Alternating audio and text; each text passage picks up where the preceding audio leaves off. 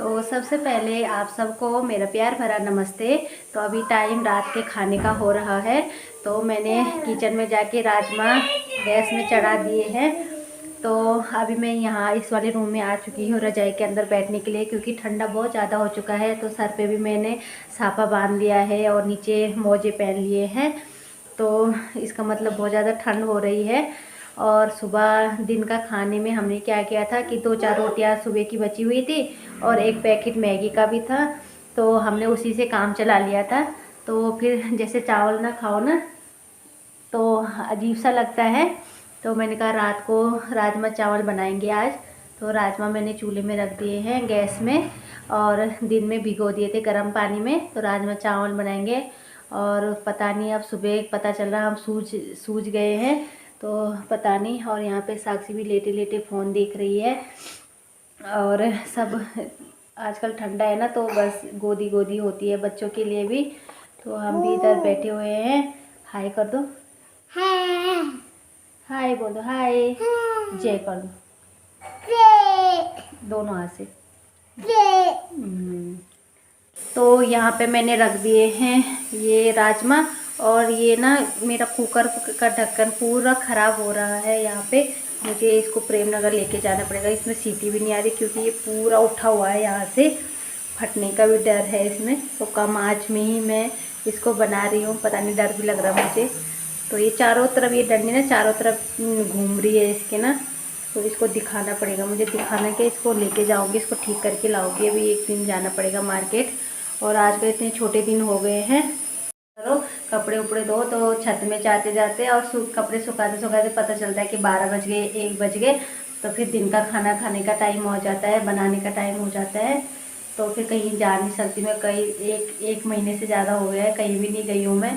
सारे काम अटके पड़े हुए हैं मेरे। ऐसे ही बहुत सारे काम हैं। जैसे ये प्रेशर कुकर का ढक्कन भी है। बहुत बार जब खाना बनाती हूँ तब मुझे याद आती है कि यार मार्केट जाना था और इसको अभी के अभी बना के लाना था, क्योंकि सीटी नहीं आती है, फिर गैस भी बर्बाद होती है। तो बहुत दिक्कत होती है उस समय। तो बना के लाऊंगी अब, कल या परसों में ज़रूर जाके आऊँगी। तो देखती हूँ अभी। और अब मैं काटती हूँ इसके लिए प्याज। तो प्याज और लहसुन की कटिंग करती हूँ तब तक। तो यहाँ पे मैं एक प्याज काट लेती हूँ।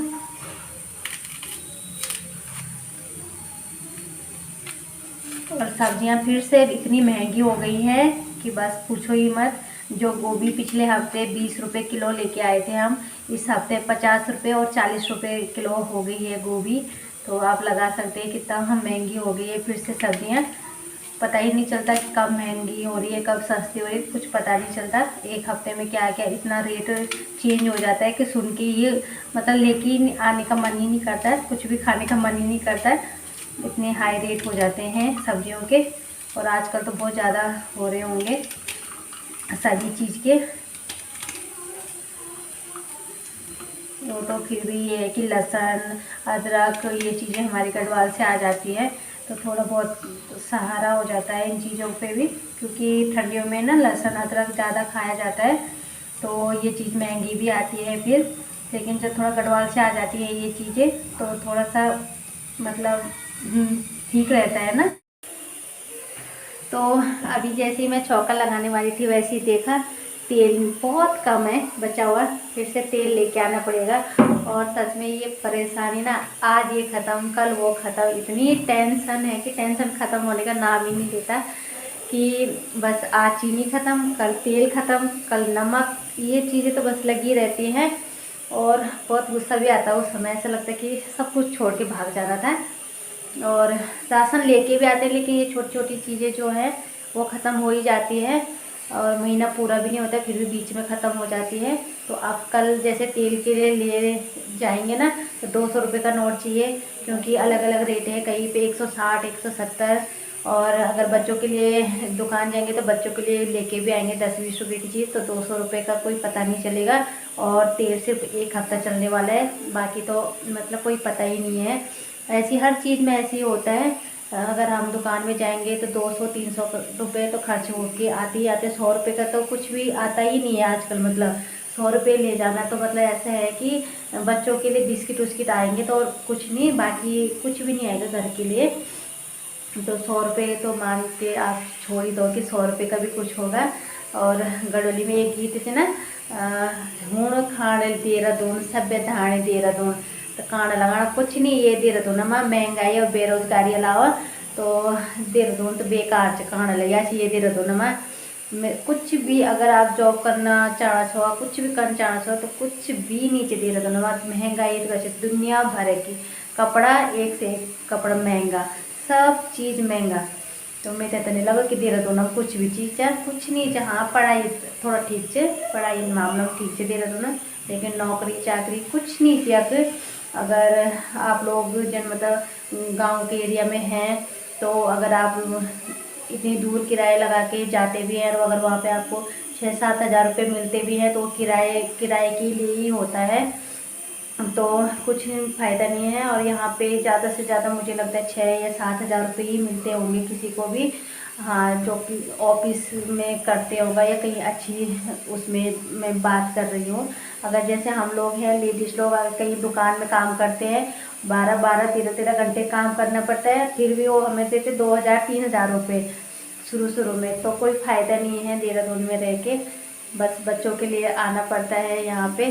बात करूँ मैं गढ़वाल की और देहरादून की, तो सेम है, बस ये है कि थोड़ा सा काम में फ़र्क है। बाकी काम तो देखो यहाँ भी करना है, वहाँ पे भी करना है। यहाँ पे भी जिस हिसाब से हम यहाँ पे हैं उस हिसाब का काम हमें यहाँ पे बहुत ज़्यादा लगता है। तो मतलब खाना पीना रहना सहना तो मुझे सेम ही लगता है। कोई ज़्यादा ऐसा नहीं है कि बस देहरादून में है तो आराम से है। टेंशन इतनी ज़्यादा है कि इससे अच्छा तो गढ़वाल ही अच्छा है, थोड़ा काम ही तो करना पड़ेगा। तो चलो फिर मैं छौंका लगाती हूँ राजमा में। तो फ्रेंड हम छू में लग गए हैं और हमारे यहाँ राजमा फूक गए, क्योंकि मैंने आप लोगों को बताया था कि हमारा प्रेशर कुकर का ढक्कन ख़राब है।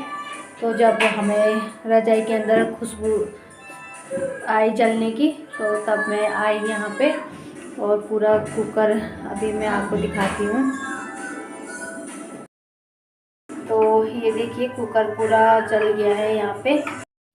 तो यहाँ पे हो चुका है तेल गरम, तो मैंने डाल दिया है प्याज लहसुन और अदरक जो मैंने काट रखा था। तो इसको पहले भूनने दूंगी, और साइड में मैं काट रही हूँ टमाटर। तो यहाँ पे टमाटर ये आप जले हुए देख सकते हैं राजमा। तो ये ना एकदम से वैसे टाइट से हो गए थे, तो हमने थोड़ा सा इसमें पानी डाल के, तब जब ये खूब उबलेंगे ना गरम साग में, तो तब ये ठीक हो जाएंगे। अभी थोड़ा सा कड़क से हो रखे हैं, क्योंकि इनका पानी एकदम सूख गया था जब प्रेशर कुकर में से। तो अभी तो ये ऐसे ही हो रखे हैं, लेकिन जब खूब गरम मतलब उबलेगा साग, तो तब सॉफ्ट हो जाएंगे एकदम से। तो यहाँ पे टमाटर डालने के बाद डाल दिया है मेरे जो नॉर्मल मसाला होता है, और थोड़ा सा जलने की खुशबू आएगी। इससे अच्छा तो मैंने क्या कर दिया कि चिकन मसाला था, क्योंकि कल हमने चिकन बनाया था तो उसका मसाला बचा हुआ था, तो मैंने चिकन मसाला डाल दिया ताकि जलने की बदबू ना आए और अच्छी सी खुशबू आए।